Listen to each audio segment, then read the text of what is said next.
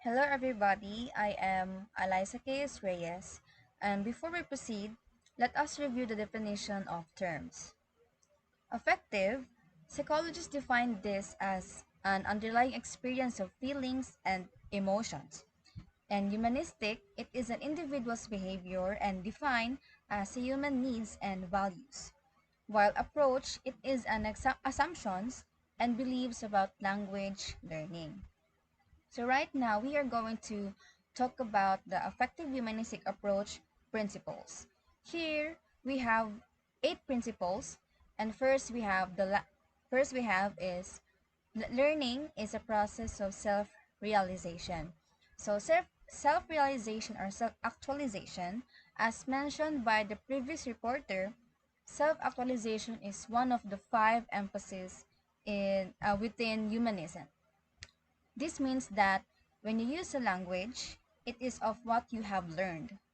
Self-realization is the most meaningful way to evaluate how learning is going. Next, we have respect for each individual's feelings, emphasize, teacher and students. So this means that students must show respect to their teacher and vice versa. Through giving respect, we consider the feelings of one's individual and builds connection with each other. Unlike in grammar translation method and direct method, the teacher is the authority in the classroom. Whatever the teacher says, the students follow. While in audiolingual method, the students are more interactive, but still the teacher is the one in control. Third, we have class atmosphere is more important than methods or material. So the environment also affects the learning of the student. There are some students that cannot properly learn when the teacher is noisy, the teacher, I mean, when the classroom is noisy, quiet, hot, or cold. It disturbs or shifts the focus of the student. But other than that, a safe learning environment is essential because humanistic learning focuses on the entire student. Humanistic educators understand that they need to create a safe environment so students can have as many as their needs met as possible. They need to feel safe physically, mentally, and emotionally in order to be able to focus on learning. Fourth, we have priority given to personally meaningful communication. So it is very understandable, right, that communication must be effective. It should be clear, concise, complete, correct, and compassionate. Fifth, we have instruction often involves pair or group work. So, effective humanistic approach is more on students. It is student-centered. It challenges the student's knowledge and reasoning. Humanistic education basically aims to bring about the growth of the full potential of each person or each student. The goal of education is to help students develop the knowledge and skills they need to actively and responsibly participate in a constantly changing world. Sixth, we have the peer support and cooperation help learning. So this talks about it encourages friendship and cooperation. Yes, in a cooperative peer learning environment, each student's strengths can serve to complement the group and enhance learning. It also fosters better social skills and increase in student retention, self-esteem, and responsibility. Seven, we have the teacher is a counselor or facilitator instead of the ultimate source of knowledge. So the teacher must adapt the role of facilitator, not a content provider. Assurance of teacher support is fundamental. The teacher needs to reassure learners that he or she is there and will be there to provide them with the required support as they brave the journey of foreign language learning. So the teacher is not only there just to teach, but the teacher is also there to guide the students in their learning process. And the last principle we have here is translation can be used, especially in the early stages. All right. Uh, Translation is permitted. It is permitted and often used heavily in the initial stages and eventually phase out. Excuse me. Just like when a teacher is having a lesson inside the classroom, there are times, though not always, that they have to translate from English to their native language so that the students can understand the lesson very well. The teacher should be bilingual in the native language of the students and in the target language because there are really students that cannot understand fluent English. That's why the teacher has to translate it, though though not always, so that the students can also their practice learning the target language, which is English. Next, teacher's role, learner's role, and activities. So the role of the teacher is they are the motivator, the counselor, they do the report, and they are caring. Facilitator encouraged learners to participate in nurturing each students. So teachers should promote cooperative learning and dynamic learning environment, just like what we have uh, talked about earlier, that the environment is also essential for the learning process of students.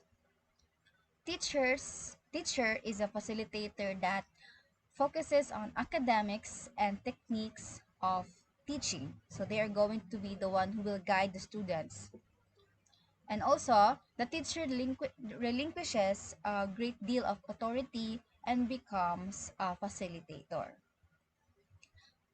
Learner's role. Students should cooperate in their learning process in order for them to develop social and affective skills. Students Learners are motivated, should be motivated to participate actively in the class discussion so that they can their social skills will improve and also their affective skills. And the activities that should be given to the students in order to increase the social and affective skills are dramatization, group games and projects, storytelling based on life experiences, homework and tutoring stations, and field trip. These are just some of the examples of the activities that should be given to the learners. Alright, so conclusion. The concept of effective humanistic approach are still useful in the learning process of the students. Teachers continue to make different techniques and strategies in teaching to fulfill the student needs in the classroom. Thus, it is important that for us to have a clear understanding about the concept of effective humanistic approach. It is important to consider that effective part of language learning, as teachers need to consider students' fear of risk taking and failure. So feelings are so important. It is so scary for some students to learn a language.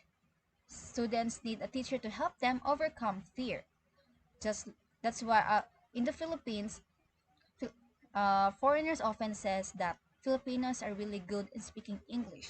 However, majority also of the Filipinos are scared to speak in English fluently because for fear because some might judge them and tell that their grammar is incorrect and so much more. So, so as students, They are being challenged in the classroom, and the teachers should be there to guide them. All in all, the effective humanistic approach brought much needed attention to the learner as a human being. No doubt there was a gap in our understanding of how learners interact with language content, and that there was a significant need to recognize potential psychological barriers to language learning. So that is all for effective humanistic approach.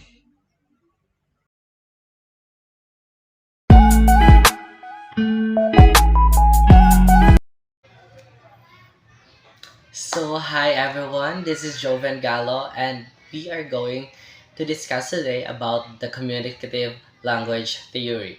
So, first, what is communicative language theory? It is an approach to teaching and learning that focuses on communication as their primary goal. So, one of also the goal of this series is for us learners, students, to develop our communication skills in a real life situation. So the proponent of this theory is none other than David A. Wilkins. He proposed this theory because he believes that it serves as a basis for developing communicative syllabus for language teaching. So for example, in a classroom, there are students who love shopping, and then the teacher decided that they should continue their discussion through role playing. So the student A will act as a cashier, and then the student B will act as a customer, and so on. They will continue their discussion and they will talk about how's the day going and what brings a customer to the store. So that is a communicative language theory. So in CLT or a communicative language theory, it also have a two sub theory, which are the theory of language and theory of learning. The communicative approach in language teaching starts from a theory of language as communication. The goal of language teaching is what Himes 1972 referred to as communicative competence. Himes coined this term in order to contrast a communicative view of language and Chomsky's theory of competence. In Himes' view, a person who acquires communicative competence acquires both knowledge and ability for language. So for knowledge and language, it is used for different ways.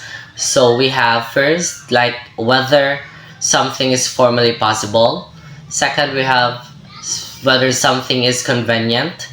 Third, we have whether something is appropriate in relation to the context in which it is used.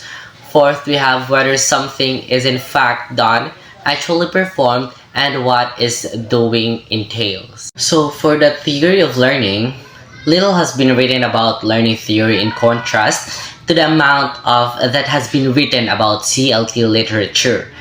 Elements of an underlying learning theory can be discerned in some CLT practices, such as the communication principle, the task principle, the meaningfulness principle. First, we have the communication principle. When we say the communication principle, it involves that activities, real communication promote learning. And then the second, we have the task principle. It is the activities in which language is used for carrying out meaningful tasks promote learning. And the third, we have the meaningfulness principle. It is a language that is meaningful to the learner supports the learning process. As a consequence, learning activities are selected based on how well they engage the learner in meaningful and authentic language use, right, rather than just mechanical practice of language patterns.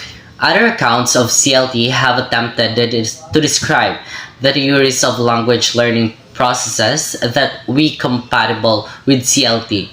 Savignon 1983 surveys that second language acquisition research as a source for learning theories and considers the role of linguistic, social, cognitive, and individual variables in language acquisition. So hello everyone, my name is Raya Jaloha and I'm going to tell you about the types of learning and teaching activities. So, when implementing a communicative approach to a language learning and teaching, a wide range of exercise types and activities that can be used to engage learners in meaningful communication and help them achieve a communicative objectives. So there are some types of learner and teaching activities that are compatible with a communicative approach. So the first one is a role plays and simulations. As students take on a specific roles or a scenarios and engage in conversation or interaction as if they were in a real life situations. So this encourages them to use a language authentically. The second one is information gap activities. These activities involve learners having a different pieces of information and needing to communicate and share the information to complete a task.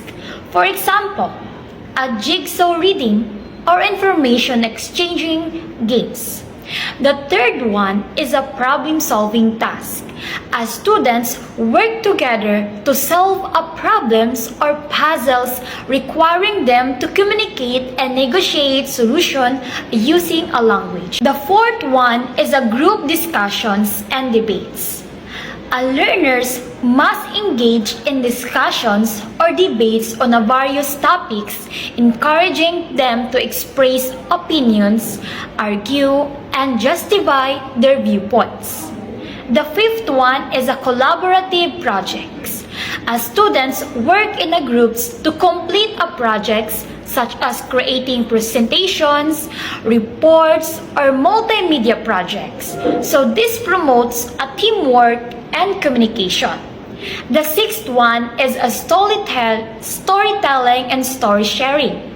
Learners tell a story or share personal experiences with their peers using a language to convey their narratives. The seventh one is information sharing. Learners share information with their peers through presentation reports or speeches, allowing them to express delivering information effectively. So, these activities can be adapted and customized to suit the language proficiency level and age group of the learners, as well as the specific communicative objectives of the curriculum. So, the key is to ensure that the learners are actively engaged in using a language for real communication and interaction. Learner rules. In a communicative approach to a language learning, learners take on various rules that reflect their active engagement in the process of communication and their responsibility for their own learning. So here are some learner rules emphasized in this approach. The first one is communicators. Learners are primarily communicators. They use the language they are learning to express themselves, convey ideas, and interact with others in meaningful ways. They focus on effective communication rather than just language correctness. The second one is information sharers. Learners actively share information, ideas, and experiences with their peers. They contribute to the exchange of knowledge and engage in discussion and activities that require information sharing. The third one is problem solvers. Learners engage in a problem-solving task and discussion using the language to collaborate with others to find solution to a real or a simulated problems. The fourth one is the negotiators of meaning. Learners take on the role of negotiators as they work to understand and be understood in conversations.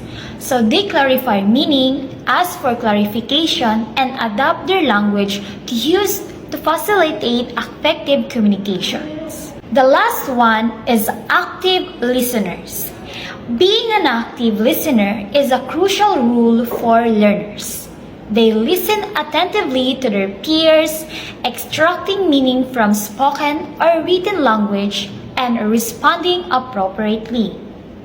So, In a communicative approach, the focus is on developing learners' ability to use the language for authentic communication and problem solving. These learner rules encourage active participation, critical thinking, and responsibility for one's own language learning journey. The teacher facilitates communication in the classroom. During the activities, he acts as an advisor, answering students' questions and monitoring their performance. So, at the other times, he might be a communicator, engaging in the communicative activity along with the students. It is according to Littlewood, 1981. So, the teacher plays an important role in fostering communication and second language acquisition. They act as a mentor, satisfying students' curiosity and monitoring their progress. Moreover, they are involved as collective communicators, actively engaged in communication with the students as described in 1981 by Littlewood. For example, in a language lesson, the teacher can facilitate role-playing activities in which students converse in target language. The teacher intervened to ensure participation, proper pronunciation, and communication to other situations. The teacher can join the group discussion, contribute the discussion by modeling appropriate language use, and provide a supportive learning environment. So, a wide variety of materials have been used to support communicative approaches to language teaching. Unlike some contemporary methodologies such as community language learning, practitioners of communicative language teaching view materials as the way of influencing the quality of classroom interaction and language use. Materials thus have the primary role of promoting communicative language use. There are three kinds of materials currently used in CLT and labeled these text-based, task-based, and realia. Communicative language teaching, CLT, and second language acquisition emphasize the use of various resources to enhance classroom communication and language use. Unlike approaches such as community language teaching, which may have the different formats, CLT sees context as the tool of facilitate effective communication. These elements fall into the three categories: the text-based, occupational-based, and the realia. So, for example, the text-based content in the CLT context might be a conversation or the short story that encourages students to talk. And the task-based interventions include activities such as assignments or problem-solving exercises, which stimulate language fluency. Realia, on the other hand, consists of concrete objects in everyday life, such as menus or maps, that provide a visual context for language learning. Collectively, these elements have encouraged the active and meaningful use of language in the classroom.